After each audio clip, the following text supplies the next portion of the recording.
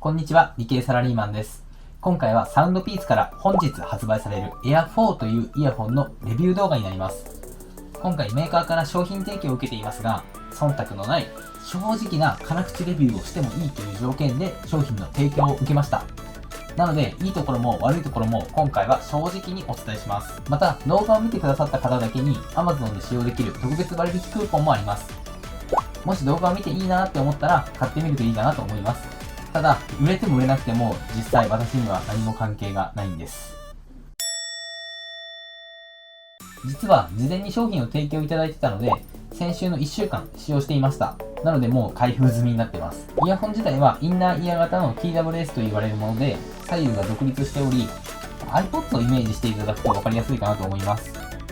ケースが充電器になっているので、イヤホンを収納しながら充電できます。最近だと当たり前かもしれないんですけど、イヤホン単品に比べたら紛失もしにくいですし、便利ですよね。スペックはちょっと画面にポーンと出すんで、興味ある人は一時停止してみてください。で、突起すべきは、使用されているチップがクアルコムの QCC3071 なんです。ちょっと興味ない方も多いと思うので、30秒ほど今日の晩ご飯でも考えていてください。このクアルコムのチップ一つで実は Bluetooth、ノイズキャンセル、タッチボタンなどワイヤレスイヤホンの機能を構成することができるんです。でこの3071っていうのは、ロスレス対応とかスナドラサウンドとかにも対応している、とってもスペックが高く、なんと一つ6ドルします。もうこの数切り角のチップですよ。で、それをこのイヤホンそれぞれに使用しているので、このチップだけでなんと12ドル。今のレートで1700円以上するんです。中のちっちゃいチップだけですよ。なので、めちゃくちゃリッチなイヤホンになっています。簡単に言うと、Android のスマホでよく使用されているコアとしても相性が良くて、Android なら、これを買っておけば間違いないなと思います。もちろん iPhone でも能力を十分に発揮することができます。で、今回は1週間実際に使用して良かった点と悪かった点を紹介していきます。良かった点は全部で5つあります。まず1つ目、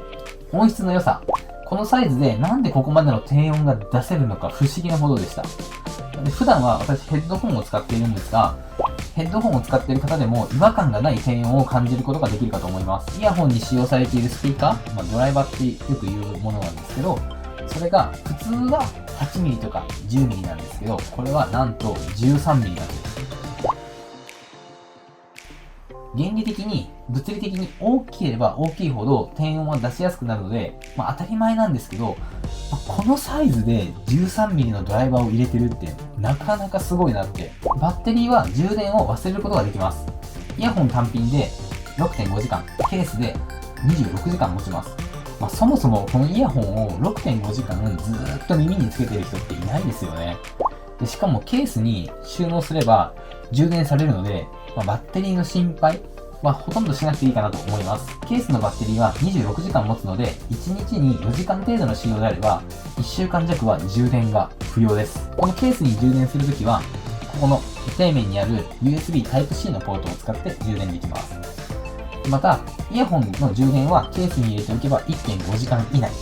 ケースの充電は2時間以内で済むので、1週間に1度ケースだけ充電すれば OK です。また、このイヤホンを使用しながらケースを充電することもできるので、バッテリー切れの心配はほとんどないかと思います。実際、私は1週間の間で1度しか充電していませんでした。次に、リアルタイムアクティブノイズキャンセリングです。もうこれはもう最高でした。耳栓のようなゴムがついているカナル型イヤホンやヘッドホンを超えると言ってもいいぐらいのノイキャン性能でした。この1週間で飛行機に乗ったんですが、私飛行機のゴーって音が嫌いなので、いつもヘッドホンをして登場しています。ただ今回はこの Air4 で臨みました。結果としてヘッドホンよりも快適に過ごすことができました。確かにヘッドホンの方が遮音性はありますが、頭への圧迫感とか座席とか壁とかに頭をつけた時に何かどっか当たると邪魔だったりとか、ノイズが乗ったりすることがあるんですね。あと長時間つけているとやっぱり耳が蒸れたりもするので、たまに外したりする必要もありました。でもこの Air4 だとどんな向きで座席にもたれかかっても壁にもたれかかっても快適にノイズをキャンセルしてくれました。また仕事中など集中したい時は音楽を再生せずにノイズキャンセリングだけ使用することもありました。外部のノイズをシャットダウンできるのはもうすごくいいです。もう正直言ってこの用途だけでも私は欲しいなと思ってしまうぐらいでした。4つ目なんですが、マルチポイント機能です。2つのデバイスとペアリングできる機能で、私はスマートフォンと会社のパソコンをペアリングしていました。通勤中はスマホから音楽を再生して、会社ではオンラインミーティングなどするためにパソコンと自動的に切り替えて使用することができました。切り替えはもうストレスも違和感もなくて、思った通りの動作をしてくれました。このサウンドピースからアプリがリリースされているんですけど、もちろんアプリを使用しなくてもイヤホンとして十分使用できるんですが、アプリを使うとイコライザーの詳細設定だったりとか、イヤホンのファームウェアのアップデートをすることができるんですね。で、実際に使用している間も1件のアップデートがありました。で、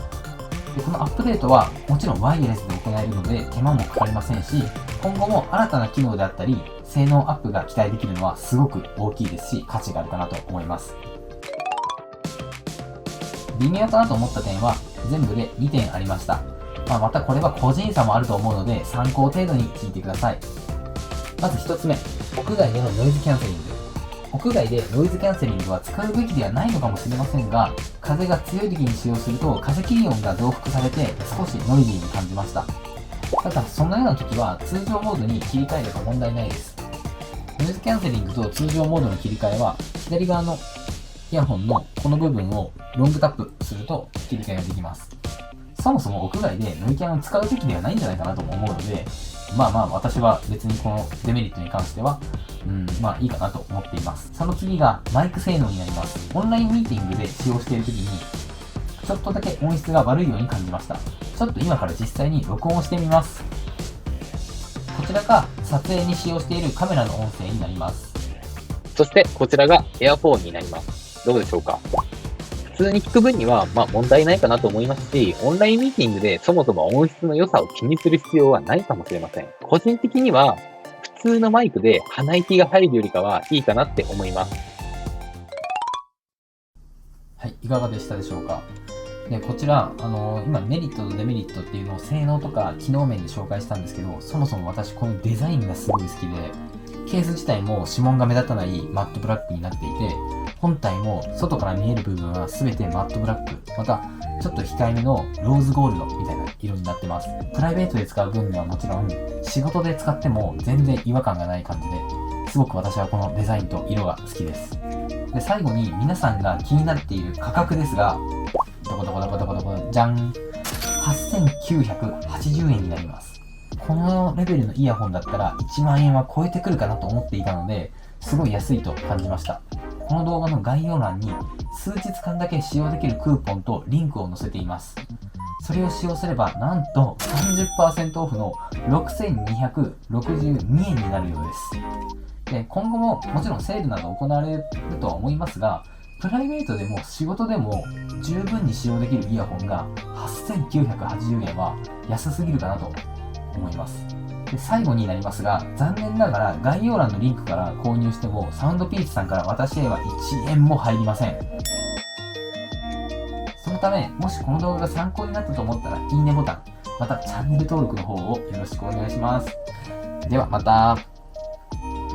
正直言ってヘッドホンも持ってるので、なかなか使い分けは難しいかなと思うんですけど、少なくとも夏場はこちら使用していきたいと思います。